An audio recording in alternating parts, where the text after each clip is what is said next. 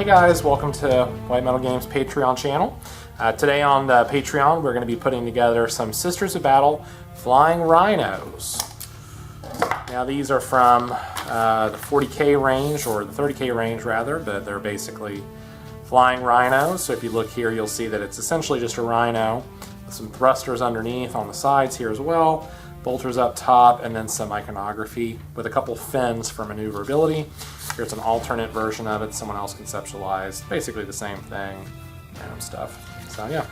So this particular client asked us to do a Sisters of Battle flying rhino. So to start, I'm just going to remove the rhino from the sprue and clean it. Normally we won't show this sort of thing. We assume that most of our Patreons are familiar with how these kits work. But I think since we're just getting the channel going, it's a good idea to kind of show you the basics of it. Plus, anything at 500% faster speeds is fun to watch. Well, I guess not anything, but most things. So I'm using the flat of the blade here to scrape the sides of the Rhino doors and chassis. Okay, so the biggest thing with this particular model was we needed to make it flying, which means we needed to get rid of these treads. So I'm using a skill saw, sometimes called a razor saw, to do just that. I'm making very long, shallow cuts to sort of get this thing going and on track, so to speak. No pun intended. Once I get the basic tracks off there, I know I'm going to cover those tracks with some plating, so there's no real need at this time to go in and clean it a lot. I go ahead and use some plastic glue just to mount the assemblies together. Now off camera I've already done that for the other track, and one of the things that I noted very early on in this project was that I forgot the front and the back treads, so I had to go back and clip those off separately, which is also not featured here. Now interestingly enough, one thing you'll note here is that I assembled the door backwards on the very back of the Rhino. There it is. And I showed that I showed that because, one, I made a mistake, but also because I do make mistakes. Even at this point in my career, when I've been doing this for the better part of 15 years, we still make mistakes from time to time. It was also about 2 o'clock in the morning when I recorded this, so.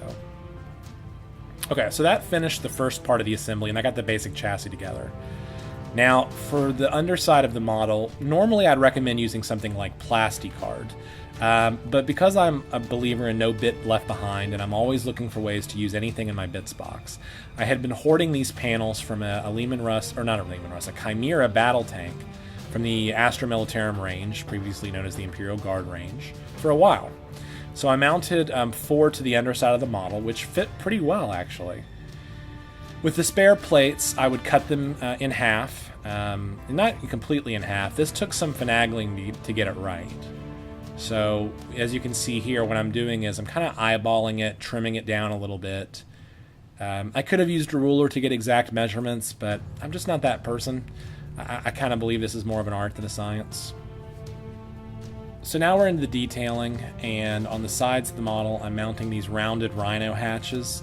This is because the original picture had rounded side hatches. Normally these are available on the Demos Rhino, but because of the fact that that kit was very expensive from Forge World and would take a few weeks to get to us, the client was in a bit of a rush this time.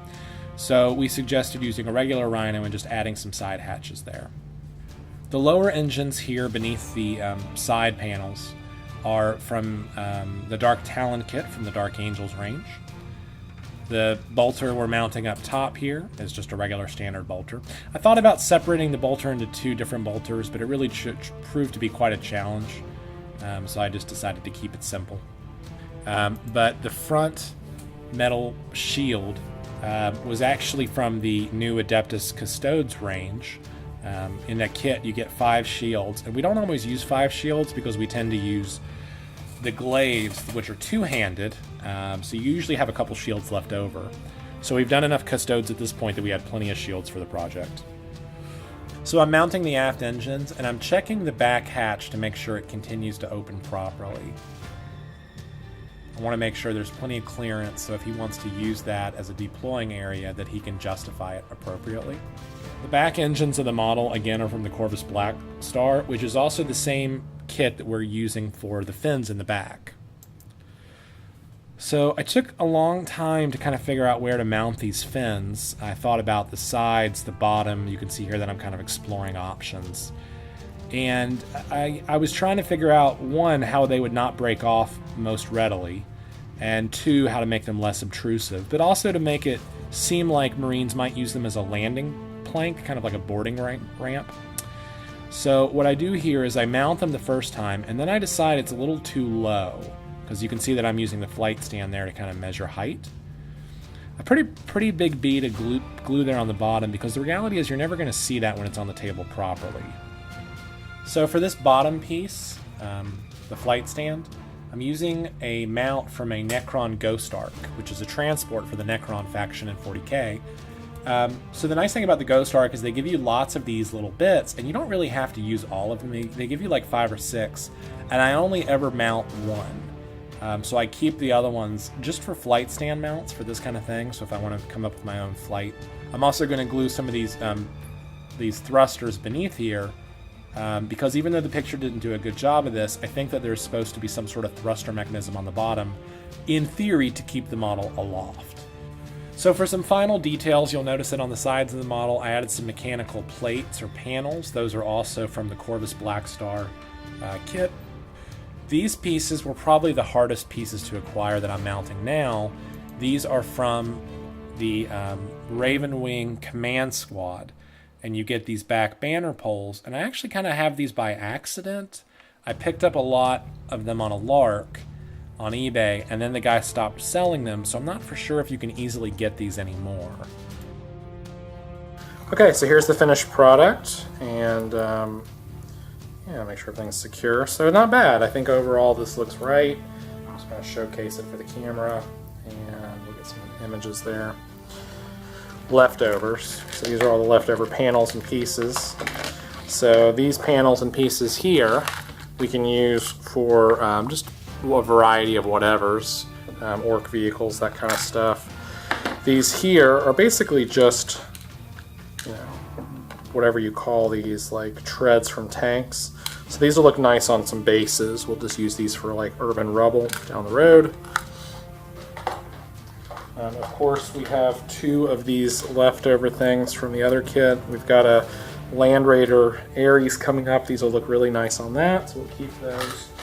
This is also left over, and we've got another project coming up that this will look nice on, so we're going to hold on to that. And then from just the general tank kit, let's see what else we got. We also have all of these spares. These are basically flyers, that kind of stuff. So these are tail wings that would look pretty decent on like a plane or something like that. So we have all those left. Put those in our bin. These here, we can basically put those together like this, and we could put a nozzle in here and turn it into a cannon. That'd be pretty cool. So we're gonna put that into our bit bin. Of course, we have all of our tank leftovers. So we've got just treads upon treads, plus all these regular tank sprues. We have those as bonuses. So it's worth noting real quick that we use our super glue and our accelerator. We get them from the same company. We buy them in larger batches because we go through so much. And we don't buy the more expensive glues from companies like Privateer Press or GW, or the glue like you get in a supermarket or a convenience store, because we just find it's just too expensive. This glue comes in different viscosities, medium, thin, and thick, and it's just great.